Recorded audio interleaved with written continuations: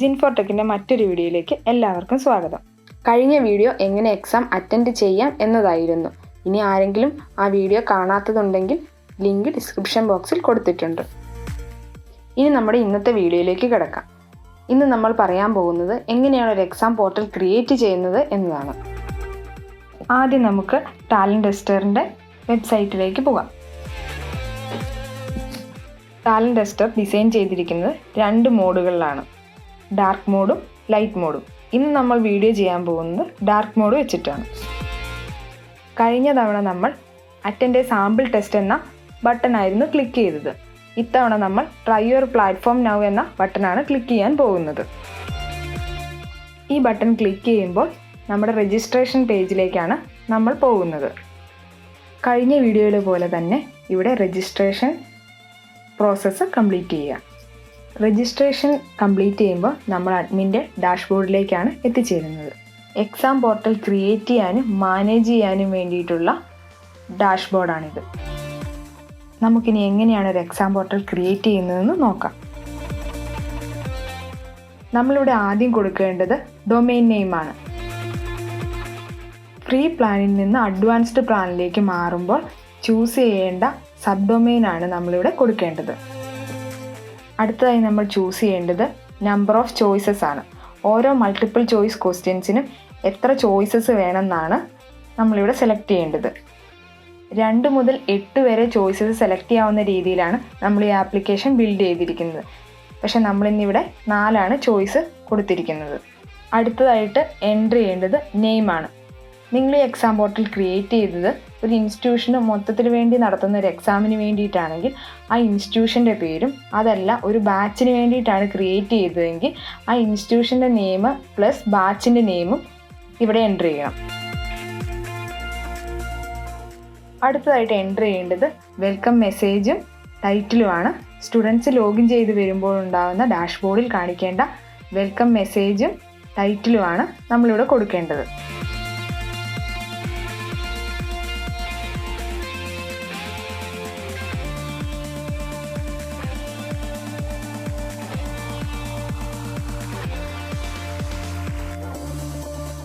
നമ്മൾ ക്രിയേറ്റ് ചെയ്യുന്ന ഓരോരോ എക്സാം പോർട്ടലിനും ഓരോരോ അഡ്മിൻസ് ഉണ്ടാവും. ആ അഡ്മിൻ്റെ ക്രിഡൻഷ്യൽസ് ആണ് നമ്മളിവിടെ കൊടുക്കേണ്ടത്. ഈ പ്രോസസ്സുകൾക്കെല്ലാം ശേഷം നമുക്കിത് സേവ് ചെയ്യാം. സേവ് ചെയ്ത ശേഷം നമ്മുടെ എക്സാം പോർട്ടലിൽ നമ്മൾ ക്രിയേറ്റ് ചെയ്ത എക്സാം പോർട്ടൽ കാണാൻ പറ്റുന്നതാണ്. ജിൻഫോർടെക് 10D എന്നാണ് നമ്മൾ ക്രിയേറ്റ് ചെയ്ത എക്സാം പോർട്ടൽ. ഷെയർ URL എന്ന ബട്ടൺ നമ്മൾ ക്ലിക്ക് ചെയ്യുമ്പോൾ ഇപ്പോൾ നമ്മൾ ക്രിയേറ്റ് ചെയ്ത എക്സാം പോർട്ടലിലെ ലിങ്ക് കോപ്പി ചെയ്യപ്പെടും.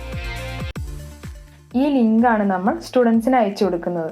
ഇതൊരു പെയ്ഡ് വേർഷൻ ആയിരുന്നുവെങ്കിൽ ഡൊമെയിൻ നെയിം കാണിക്കുന്ന ginfortech.talentester.com എന്നുള്ള ലിങ്കാണ് നമ്മൾ സ്റ്റുഡൻസിന് അയച്ചു കൊടുക്കേണ്ടത്. ആ ലിങ്കിൽ കയറുമ്പോൾ സ്റ്റുഡൻസിന് എക്സാം അറ്റൻഡ് ചെയ്യാൻ പറ്റുന്നതാണ്. ഈ പോർട്ടൽ URL ക്ലിക്ക് ചെയ്യുന്നത് വഴി നമ്മുടെ ബ്രൗസറിൽ നമ്മളിപ്പോൾ ക്രിയേറ്റ് ചെയ്ത എക്സാം പോർട്ടൽ ഓപ്പൺ ആയി വരുന്നതാണ്. ഇപ്പോൾ ഓപ്പൺ ആയിട്ട് വന്നിട്ടുള്ള ലോഗിൻ പേജിൽ എക്സാം പോർട്ടൽ ക്രിയേറ്റ് ചെയ്തപ്പോൾ കൊടുത്ത ക്രിഡൻഷ്യൽ വെച്ചിട്ട് നമുക്ക് ഈ പേജ് ലോഗിൻ ചെയ്യാം. ലോഗിൻ ചെയ്ത് വരുമ്പോൾ നമ്മൾ അഡ്മിൻ്റെ ഡാഷ്ബോർഡ് കാണാവുന്നതാണ്. അടുത്തതായി നമുക്കിതിൻ്റെ മെനൂസ് പരിചയപ്പെടാം. ആദ്യം നമുക്ക് സെറ്റിങ്സ് പരിചയപ്പെടാം. ഈ പേജ് വഴി നമ്മൾ കൊടുത്തിട്ടുള്ള ഡീറ്റെയിൽസ് ഒക്കെ നമുക്ക് എഡിറ്റ് ചെയ്യാൻ പറ്റുന്നതാണ്. നമ്മളിവിടെ ചേഞ്ചസ് അപ്ലൈ ചെയ്തിട്ടുണ്ടെങ്കിൽ അത് മാറാനായിട്ട് 24 hours എടുക്കുന്നതാണ്. നമുക്കിവിടെ ക്വസ്റ്റ്യൻ കാറ്റഗറി ആഡ് ചെയ്യാവുന്നതാണ്. ഇപ്പോൾ ഇവിടെ ഇംഗ്ലീഷാണുള്ളത്. നിങ്ങൾക്ക് വേണമെങ്കിൽ മാത്സോ അല്ലെങ്കിൽ GKയോ അങ്ങനെ ക്വസ്റ്റ്യൻ കാറ്റഗറി ഏത് വേണമെങ്കിലും ആഡ് ചെയ്ത് കൊടുക്കാവുന്നതാണ്. നമ്മുടെ എക്സാം പോർട്ടൽസ് എല്ലാം പാസ്വേഡ് പ്രൊട്ടക്റ്റഡ് ആണ്. അപ്പോൾ അവിടെ കൊടുക്കേണ്ട പാസ്വേഡ് നമ്മളിവിടെയാണ് സെറ്റ് ചെയ്ത് കൊടുക്കേണ്ടത്. അടുത്തതായി യൂസേഴ്സ്. ഈ എക്സാം പോർട്ടലിൽ രജിസ്റ്റർ ചെയ്തിട്ടുള്ള യൂസേഴ്സിനെയെല്ലാം ഇവിടെ ലിസ്റ്റ് ചെയ്ത് കാണിക്കുന്നതാണ്. അടുത്തതായി MCQs, മൾട്ടിപ്പിൾ ചോയ്സ് ക്വസ്റ്റ്യൻസ്. ഇവിടെ നമുക്ക് മൾട്ടിപ്പിൾ ചോയ്സ് ക്വസ്റ്റ്യൻസ് ക്രിയേറ്റ് ചെയ്യാവുന്നതാണ്. മൾട്ടിപ്പിൾ ചോയ്സ് ക്വസ്റ്റ്യൻസ് ക്രിയേറ്റ് ചെയ്യുന്ന വഴി മാത്രമേ നമുക്ക് ടെസ്റ്റ് ക്രിയേറ്റ് ചെയ്യാൻ പറ്റുള്ളൂ. നമുക്കിപ്പോൾ ഇവിടെ ഒരു sample multiple choice questions create ചെയ്യാം. നമ്മളിവിടെ 4 ഓപ്ഷൻസ് ഉള്ള ഒരു ക്വസ്റ്റ്യനാണ് ക്രിയേറ്റ് ചെയ്തത്. അപ്പോൾ ഒരു ആൻസറും 3 റോങ് ഓപ്ഷൻസുമാണ് ഉള്ളത്. ഓരോ ക്വസ്റ്റ്യനും പ്രത്യേകം ഡ്യൂറേഷൻ സെറ്റ് ചെയ്യാവുന്നതാണ്. ഇതിൻ്റെ ഡീറ്റെയിൽസ് പിന്നീട് പറയാം. ഇതുപോലെ 4 ക്വസ്റ്റ്യൻസ് നമ്മൾ ക്രിയേറ്റ് ചെയ്യുകയാണ്. ഓരോ ക്വസ്റ്റ്യനും ക്രിയേറ്റ് ചെയ്ത ശേഷം നമുക്കത് എഡിറ്റ് ചെയ്യാവുന്നതാണ്. പക്ഷേ ഈ ക്വസ്റ്റ്യൻ ഉപയോഗിച്ച് ടെസ്റ്റ് ക്രിയേറ്റ് ചെയ്ത ശേഷം ക്വസ്റ്റ്യൻ എഡിറ്റ് ചെയ്യുന്നത് ശാശ്വതമല്ല. ഇനി നമുക്ക് നമ്മൾ ക്രിയേറ്റ് ചെയ്ത ക്വസ്റ്റ്യൻ ഉപയോഗിച്ച് ടെസ്റ്റ് ക്രിയേറ്റ് ചെയ്യാം.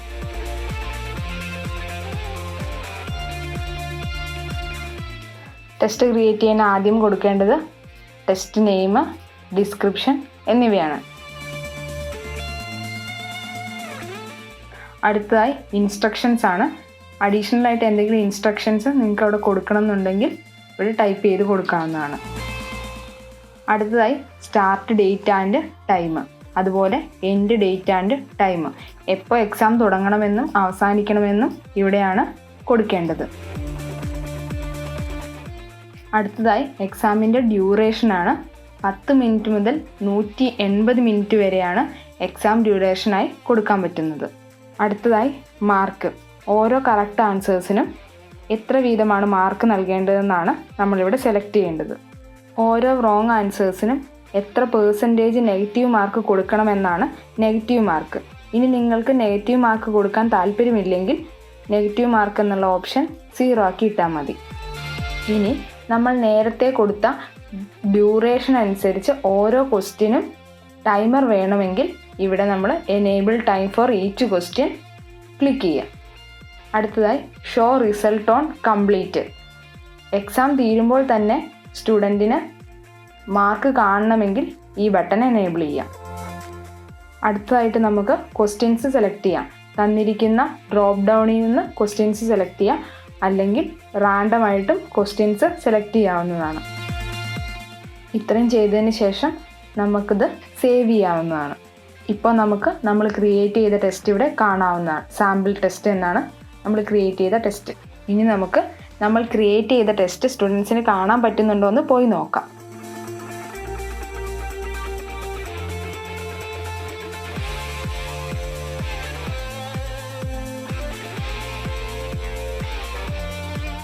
നമുക്കിനി ക്രിയേറ്റ് ചെയ്ത ടെസ്റ്റിൻ്റെ റിസൾട്ട് പബ്ലിഷ് ചെയ്യുകയും അത് പോയി നോക്കുകയും ചെയ്യാം.